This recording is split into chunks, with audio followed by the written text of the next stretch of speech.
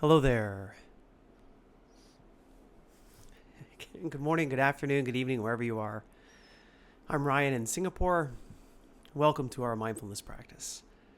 Today's topic is substitution instead of suppression. So, as we're trying to change our habits, we'll find that if we try to suppress the thing that we don't want to do, oftentimes that actually makes it even harder to stop doing the thing that we don't want to do. One of the things that I often will say about mindfulness practice in general is to roll out the red carpet, to welcome whatever it is that's coming, and that includes negative emotions and difficult situations.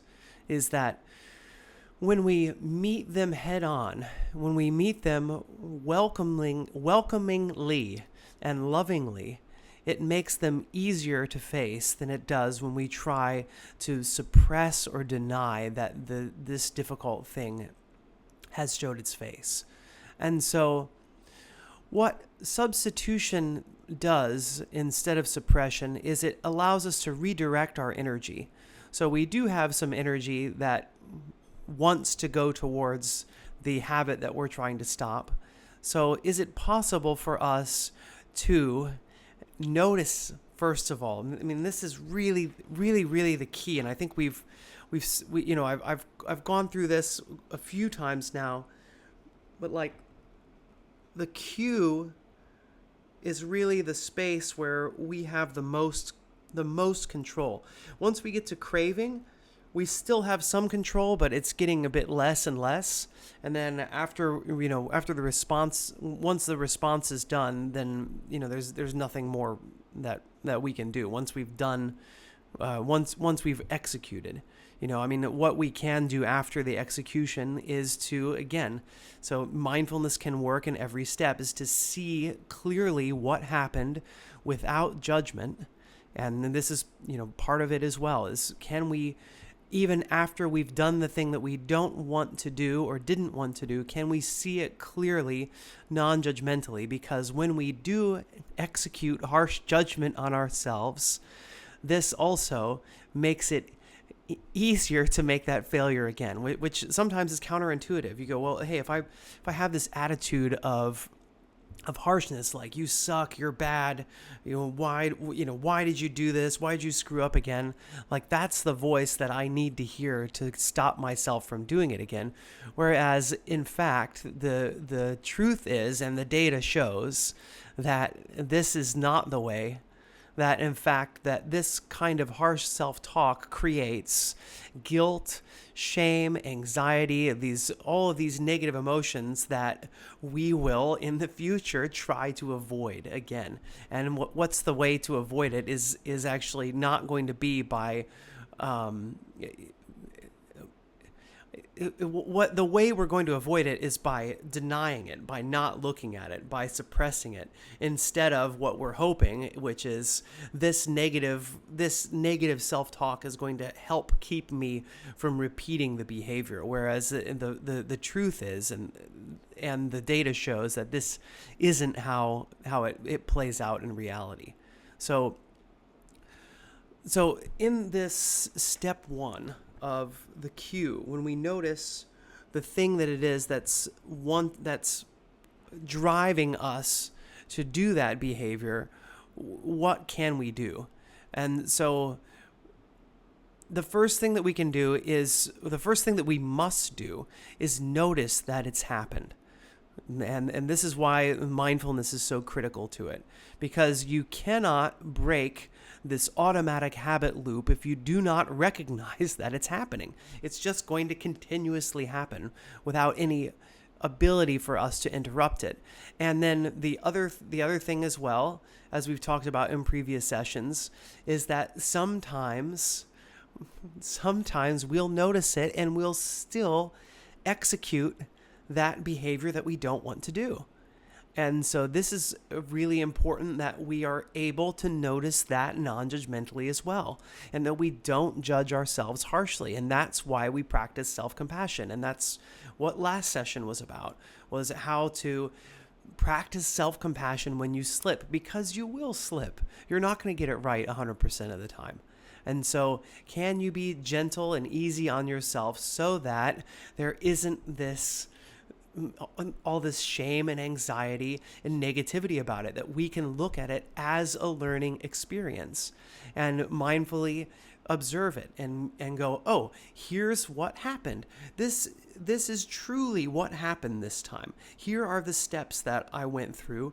And because I am aware of it, because I can see clearly each of the steps that happened, I have more information for next time. So I know what it's like. And so that's why substitution can be helpful, because in that moment you have the energy. You really want to do the thing that you really want to do the thing that you don't want to do, right? And so you've got that energy built up to do it. Is it possible to, when we notice that, to redirect our energy to something else, right? To something that may not be directly helpful, but at least is not the thing that we don't want to be doing. So why suppression doesn't work is that trying to eliminate the urge through force or denial just simply doesn't work, and it often makes the craving stronger. Because, when I tell you don't imagine a pink elephant with wings, right? Like, you can't help it. That's the thing that pops into your mind, right? And so when I say to myself, don't think about scrolling, right? Like okay, I can't sleep. I pick up my phone and I start scrolling mindlessly, right?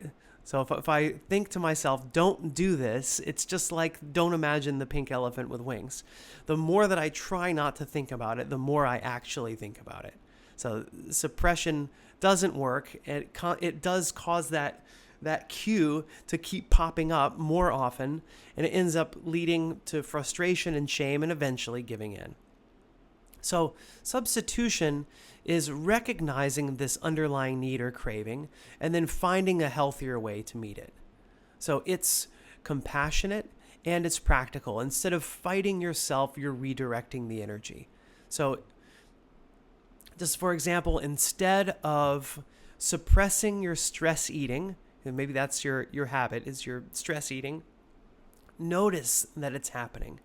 And then substitute it with a 5-minute walk, or one of my favorites is drinking a cold glass of water. I'm surprised at how effective drinking a cold glass of water can be in a situation like that. That sometimes hunger is thirst disguised.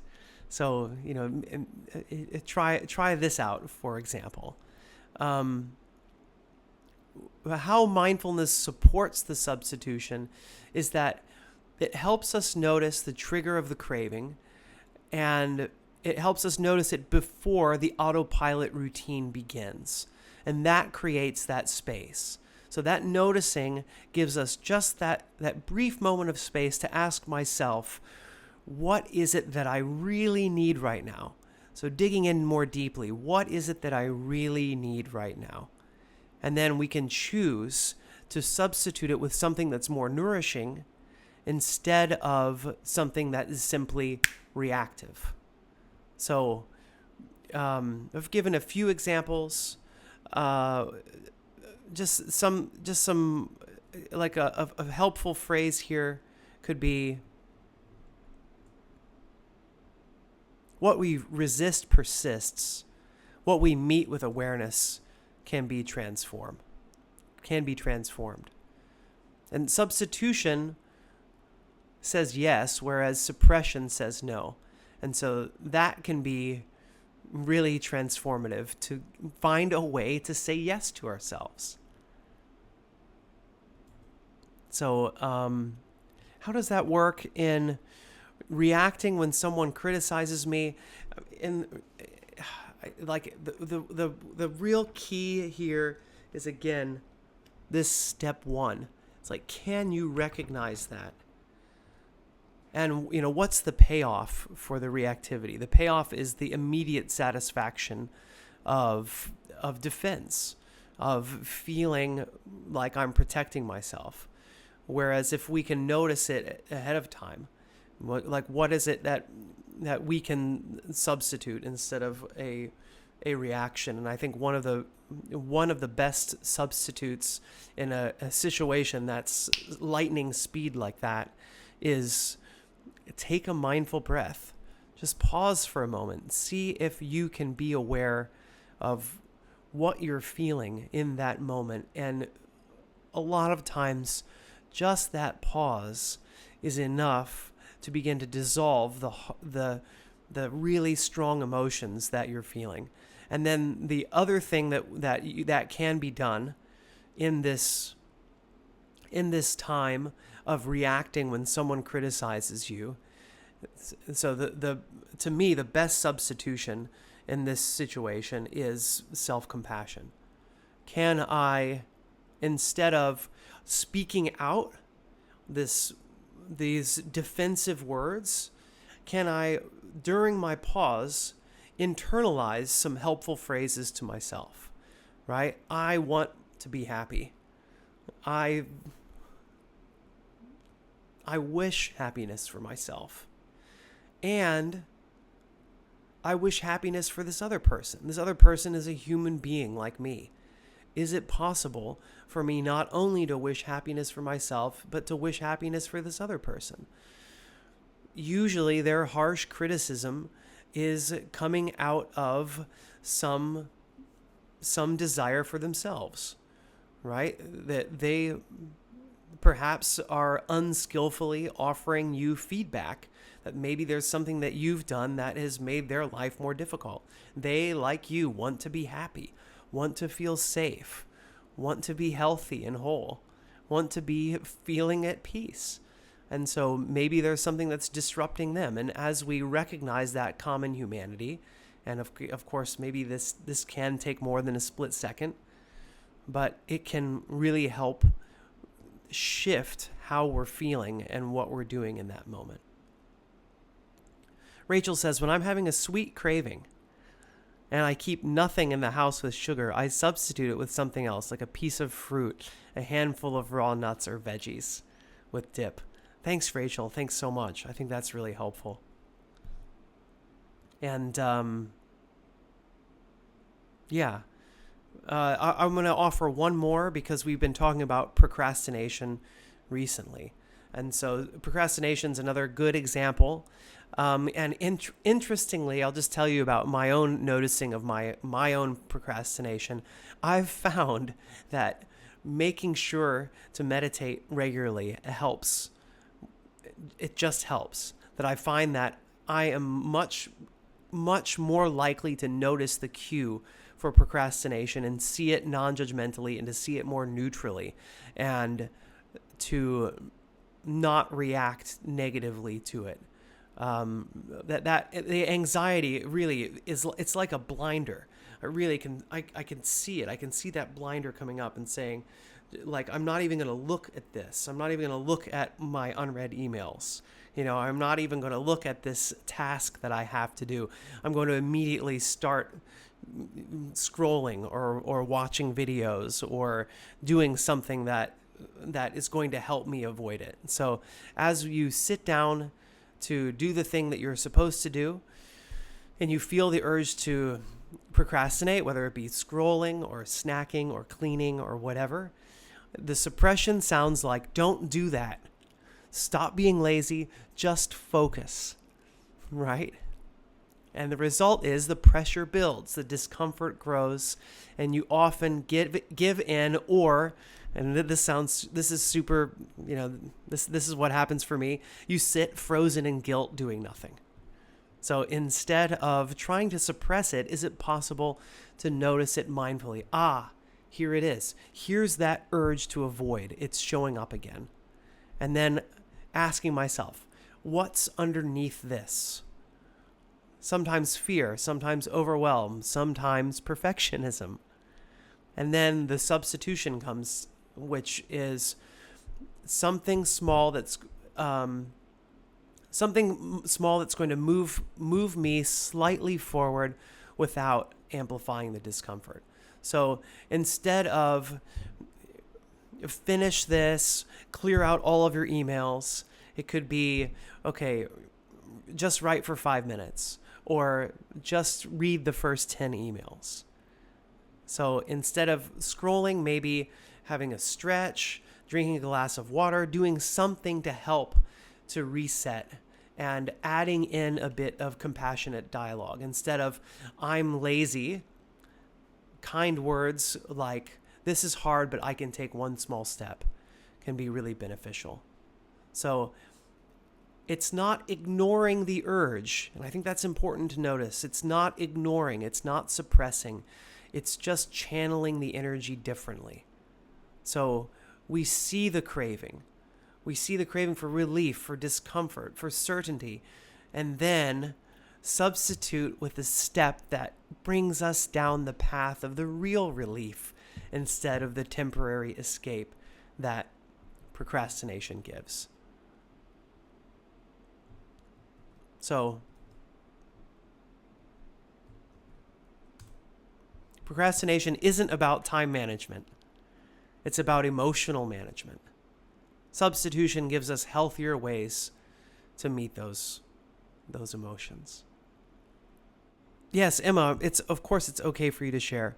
I'm just gonna have a look at it. I have a bad sleep habit where I struggle to get to sleep, like getting ready for bed. So instead I play a game on my phone or read a book, and then it gets later and later and I'm tired, and then get ready for bed and sleep. I would like to go to bed early. I think it's a coping mechanism to stop my mind from overthinking before bed, but it doesn't actually help. Thanks so much for sharing that. And what's funny is I can totally relate to that too. I do find that can be something that wanting to watch something or stimulate my mind, especially in the time that's coming right before I want to go to sleep. And so noticing that can be helpful. Seeing if you can get ready for bed as the first thing. I guess that's the one shift that I've made, is making sure that like basically when I know I'm done eating for the night, that's my cue to get ready for bed. And so that I'm totally ready to go, even if I'm going to sit down and hang out with my family. When I'm finished with dinner, when I'm finished eating, I brush my teeth, I get dressed for bed, I take a shower if I haven't yet, and then I'm ready for bed. And then when I do lie down in bed, one of the things that I will do to help me to get to sleep is to count my breaths. Right. So while I have my head on my pillow, I will notice the urge to pick up my phone and to watch videos or something. And what can be a lot more helpful is just to substitute it with counting the breaths. So as I count breaths, I find that probably oftentimes I don't even make it to 20 and I'm already asleep. Deb says, I have to brush my teeth to put the brake on eating. And that's really funny, because that's exactly what I was going to say too, is that I find that after I finish dinner, sometimes I want to eat more, and I find that brushing my teeth really helps me to stop eating. Okay. Well, thanks everybody so much for the rich sharing today. I feel like this has been a really, really useful, and it's been a pretty engaging session for me. I hope it has been for you as well. We're going to go ahead and get into the meditation. And today, what we're going to focus on is simply awareness of breath. So I keep coming back to this awareness of breath. So kind of alternating between awareness of breath, self-compassion, and occasionally doing some visualization. Today I really want to work on awareness of breath, because that's where you're going to find the ability to step in for the cue. So get comfortable.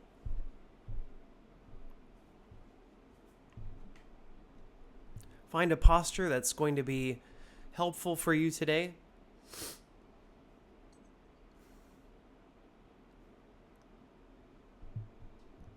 Would encourage you to sit up.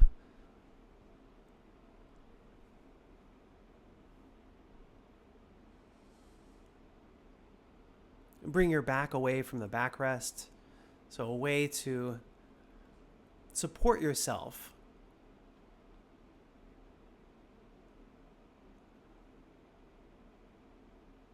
And that the posture does matter.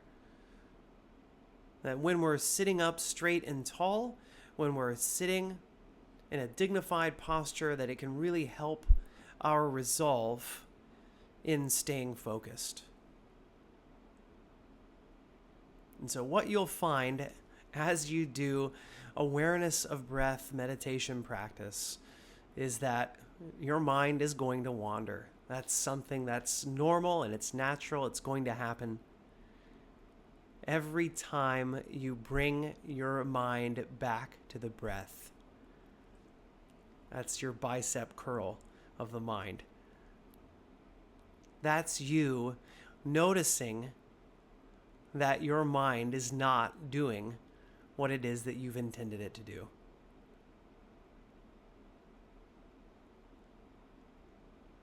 And this skill is 100% transferable to noticing your cue.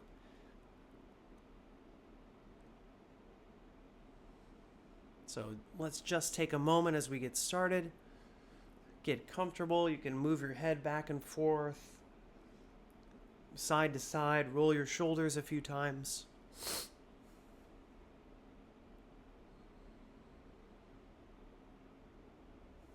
Notice how the body is feeling, how you're arriving into this practice today.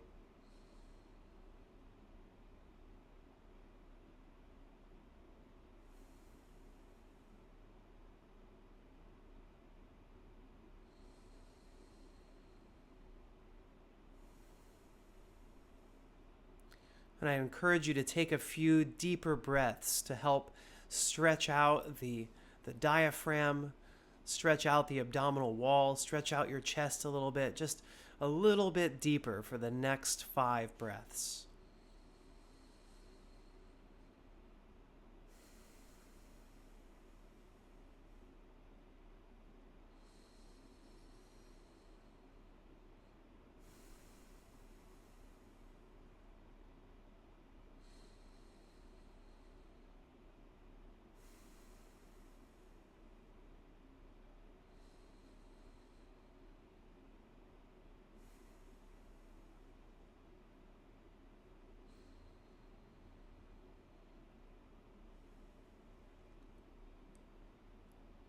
And then after those deep breaths, just letting your body take over.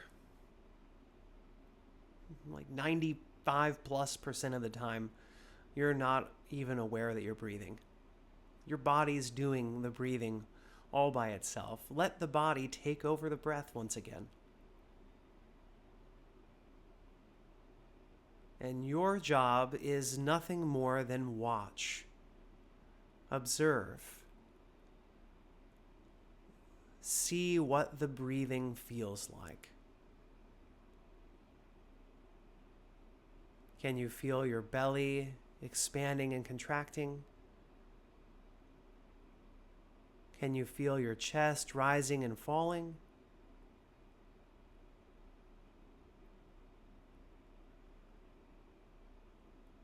If you haven't been doing this too much lately, one thing that can help is placing your right hand across your chest and your left hand on your belly.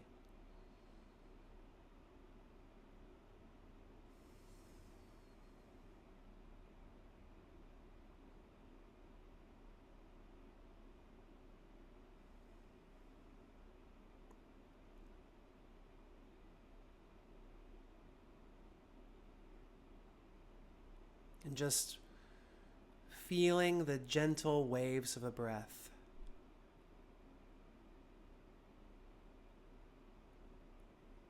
And as I said that,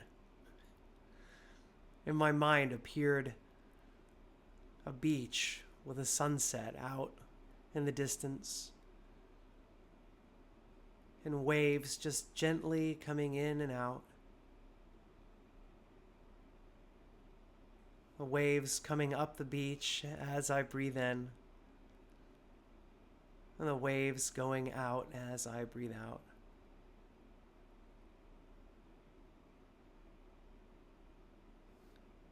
And I can even hear the sound of the waves. So you don't have to do any visualization. You can just tune into the physical sensation of breath, just sharing what's happening in my experience today.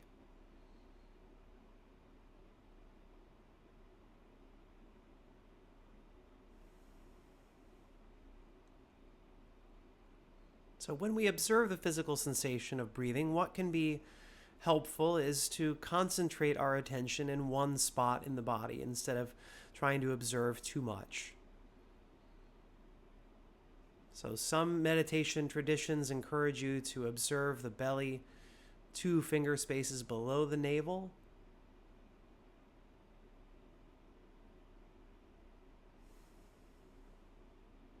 For me, I tend to feel that expansion and contraction a bit more vividly above my navel.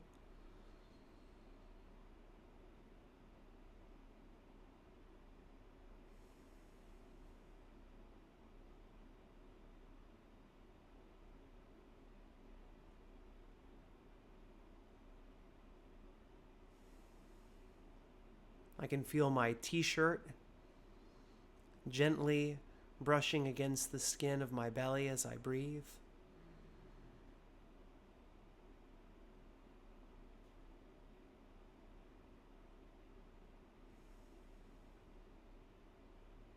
So as best you can, stay focused on this sensation of breathing.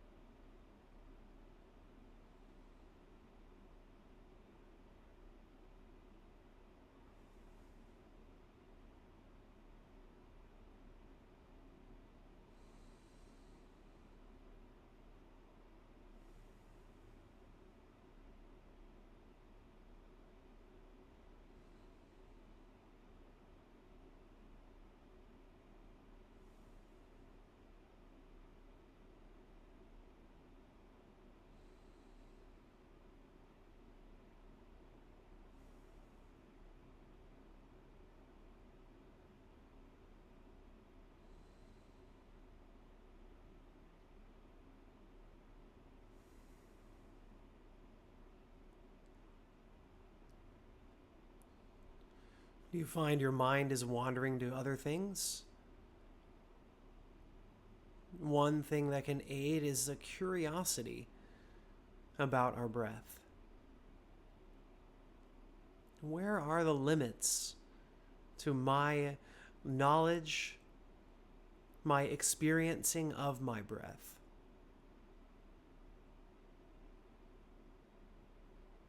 So is it at the sides? Do you feel it in your back? Even if you localize it to one area of the body, even a small space, there are so many things to observe. So, can you curiously, as if it were the very first time you noticed your breathing,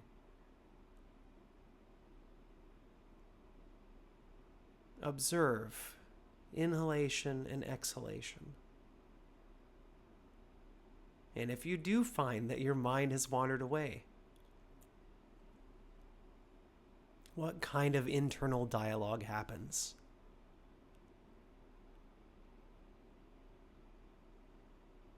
If it's a judging kind of internal dialogue, can you be aware of that?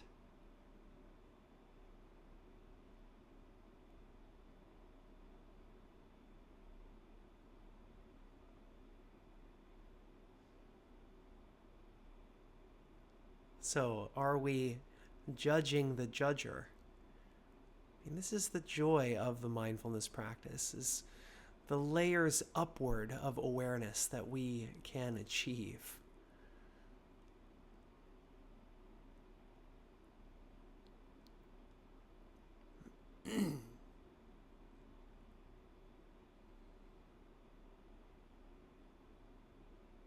Is the part of you that is aware of your judgment judgmental?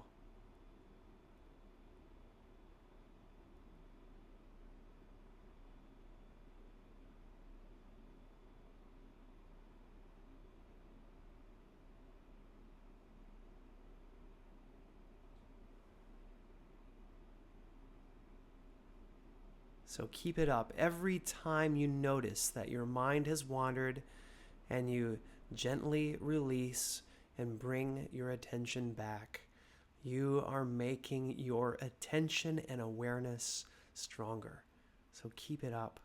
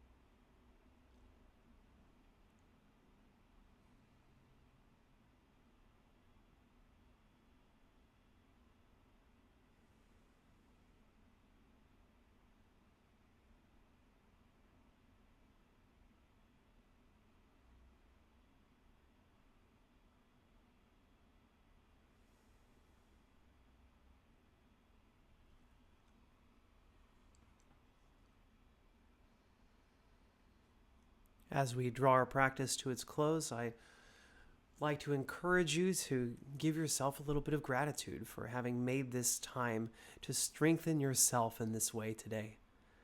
As every single time we practice has a positive impact on our awareness. So you've done well, and you deserve to take credit for that. And I'll close practice with 3 rings of the bell.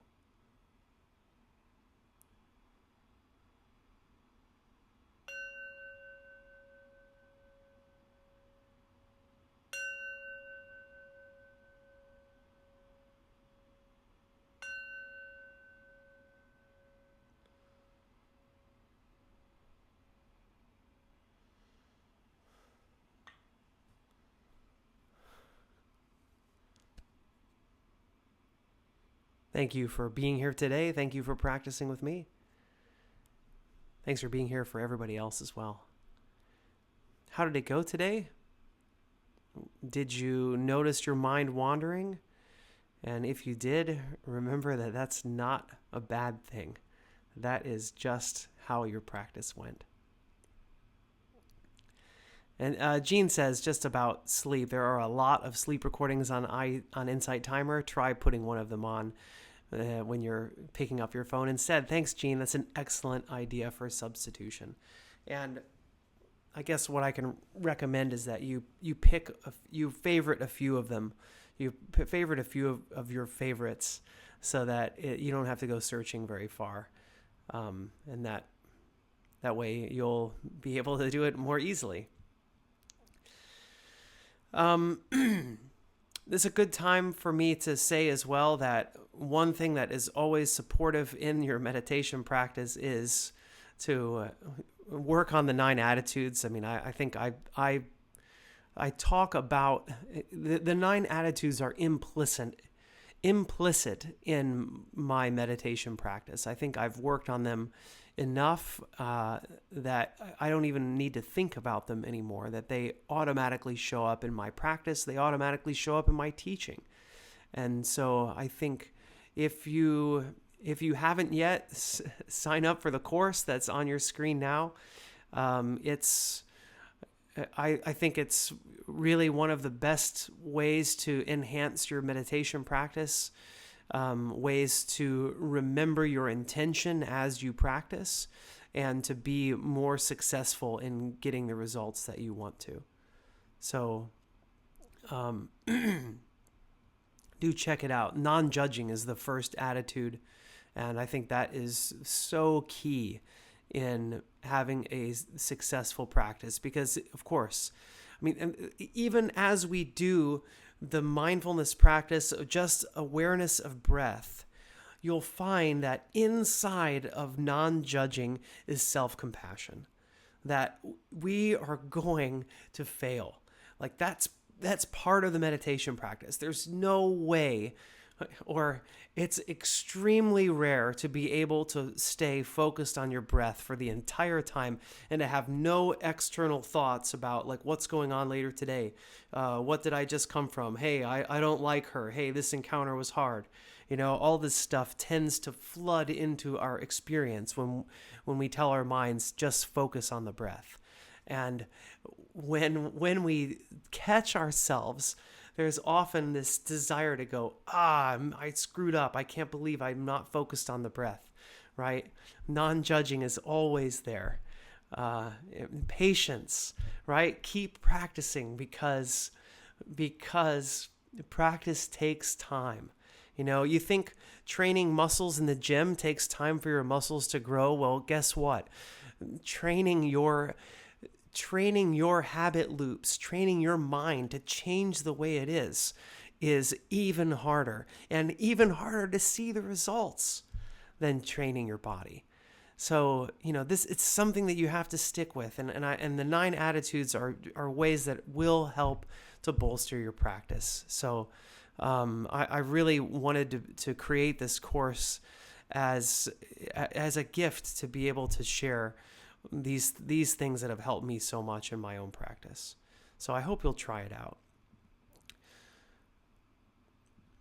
If you haven't followed me yet on Insight Timer, I would encourage you to do so. That helps me out a lot. And I hope today's session was helpful. That, the main idea here is substitution rather than suppression. Is there something that we can substitute? And I think one of the, for procrastination, take a mindful breath. That is one thing that has helped me a lot, is to see the procrastination non-judgmentally, to go, hey, here it is. Here's that desire to not do the thing that I want, that I think I should be doing now, and what's underneath it. And by the way, now that I'm looking at it non-judgmentally, I see it's not nearly as bad as my mind made it out a little while ago. So, thanks. Thanks, Rachel. Thanks, Sybil. Thanks, everybody, for being here and for your support. And we will be back next week with the next live event, which is patience and persistence. So, speaking of attitude number 2, which is patience, that's the topic for next time. So, can we patiently, persistently work at changing these habits that haven't been helpful for us? And Jean says, and when we do that thing you've been avoiding, don't judge yourself for putting it off. Why did I wait so long? Or whatever those harsh words that may come in, because that isn't helpful either. Enjoy your travels. Thanks, Chris. Thanks, everybody, for being here. Let's close our practice the way that we do, with some well wishes to ourselves and well wishes to everyone else. So follow along. Oh, thanks, Cece, for your donation. Much appreciated.